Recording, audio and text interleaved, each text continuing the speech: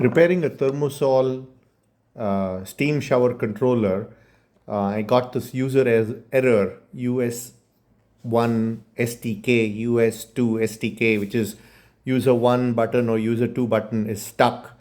So I called Thermosol, and it was $1,000 to buy this replacement part. So instead, I decided to try to repair it, and here's what I did. One is from the wall, there is a very simple screw that you unscrew here and then remove this entire unit.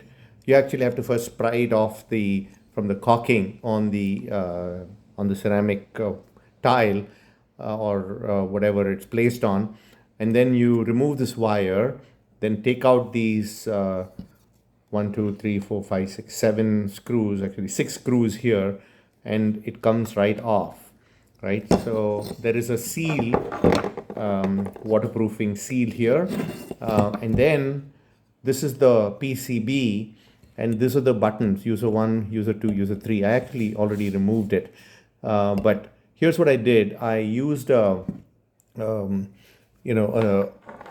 a to test if anything was shorted.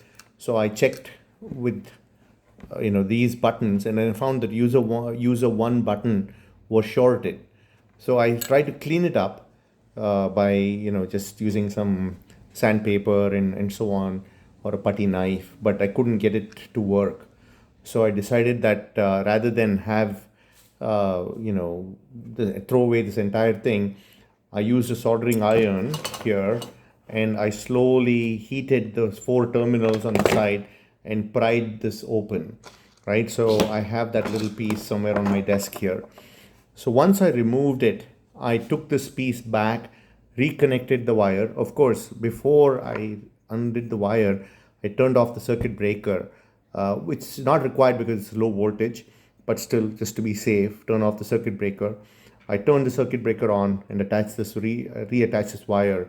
And sure enough, when the system turned on, I was no longer getting the user 1 STK, user 2 STK error messages. So I was able to operate all the switches at the time. So I knew it was good to go. So now I'm actually going to place it back again. So just to waterproof this, I took a cloth and sprayed some WD-40 on it and gave this clear rub. The next thing I did, I used a silicone spray, and I sprayed it on the sealant here to keep it waterproof, right? So just spraying it and just wiping it down so that this sealant stays waterproof.